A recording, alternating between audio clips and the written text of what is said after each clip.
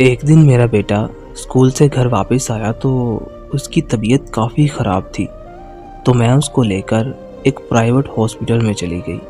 میرے بیٹے کی حالت کافی خراب ہو چکی تھی، لیکن وہاں پر تو میری کوئی بات ہی نہیں سن رہا تھا۔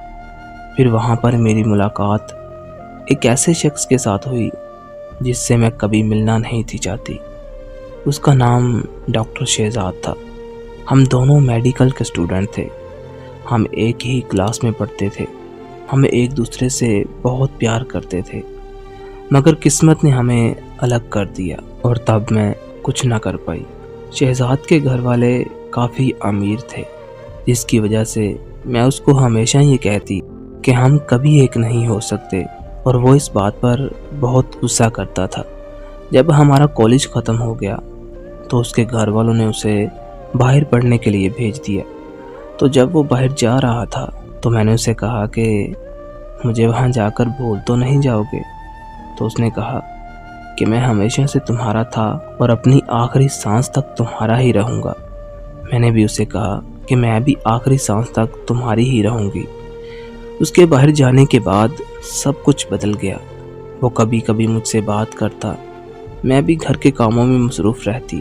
اس طرح ہماری بات بہت کم ہونے لگی، اور ایک وقت ایسا بھی آیا کہ ہماری بات ہونا ہی بند ہو گئی۔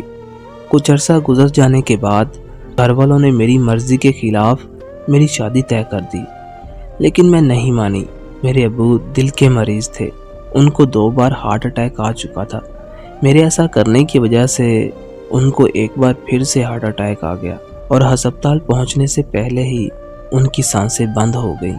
ابو کی وفات کا سنتے ہی میں بے ہوش ہو گئی۔ مجھے ہوش میں لانے کی بہت کوشش کی گئی، لیکن مجھے ہوش میں آنے میں کافی ٹائم لگ گیا۔ اس سانحہ کے بعد میں چپ ہو گئی اور گھر والوں نے میری شادی کر دی۔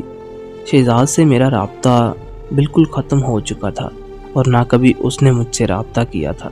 میں نے سوچا وہ اپنی زندگی میں خوش ہے، میں اس کی خوشی کے لیے آج بھی دعا کرتی ہوں۔ پھر میں بھی سب کچھ بھول کر اپنے شوہر اور اپنے بیٹے کے ساتھ ہنسی خوشی زندگی گزارنے لگی، اور آج پھر سے اس کے ساتھ ملاقات ہو گئی۔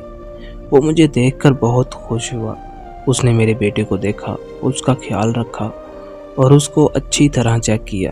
پھر میری اس کے ساتھ کچھ دیر بات ہوئی تو میں نے اسے پوچھا کہ تم یہاں کیسے؟ تو اس نے بتایا کہ میں یہاں کل ہی اپوائنٹ ہوا ہوں۔ پھر میں نے اس سے معافی مانگی کہ مجھے معاف کر دو، میں تمہاری نہیں بن پائی۔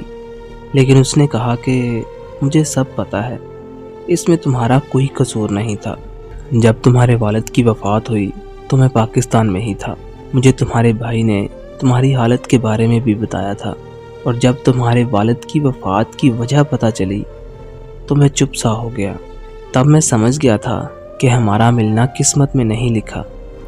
پھر وہ مجھے کہنے لگا کہ جو تمہارے ساتھ ہوا خدا وہ کسی دشمن کے ساتھ بھی نہ کرے۔ میں مانتا ہوں کہ تم نے میرے ساتھ بے وفائی نہیں کی، اور نہ ہی تم میری گناہگار ہو، تو پلیز مجھ سے معافی مت مانگو، اور یہ سب کر کے مجھے شرمندہ مت کرو۔ اس کی ان باتوں نے میرے دل کا بوجھ کافی حد تک ہلکا کر دیا۔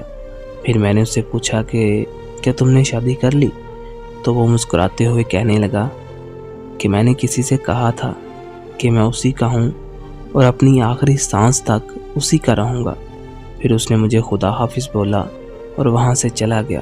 دوسرے دن جب میں ہسپتال پہنچی تو پتہ چلا کہ اس نے اپنا ٹرانسفر کسی اور جگہ کروا لیا ہے، اور اب وہ کہاں ہے، کیسا ہے، مجھے کچھ خبر نہیں۔